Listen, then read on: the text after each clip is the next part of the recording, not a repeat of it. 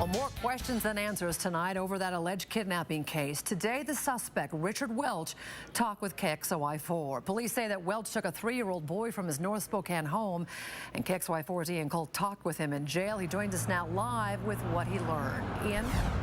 And Nadine, while police say that it came from a home, Welch told me today that he took the child from this intersection back to his Airway Heights apartment to protect the child. But what happened next and what happened inside that apartment is unclear. But tonight we know he is facing charge of a first-degree kidnapping with sexual motivation.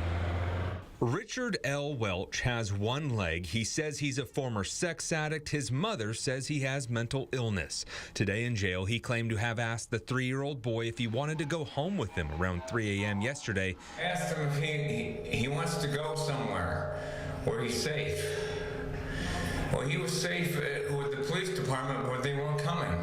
But instead of calling 911 from the nearby gas station or even taking the child to the police department, Welch told investigators he took the child to his apartment in Airway Heights because, quote, that's what he wanted to do. We don't know what happened inside. Welch said he gave the boy milk and cookies before dropping him off to clerks at a Zip Trip 5 minutes later.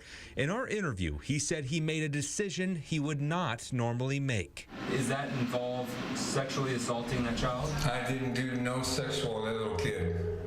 Today, Welch refused to appear in front of a judge. The search warrant in this case says Welch was also a suspect in more than 40 incidents, including alleged stalking and child luring. In court documents, the child's mother says her boy was not wandering around the street, but taken from their home because he had a blanket with him, a blanket that was out of reach.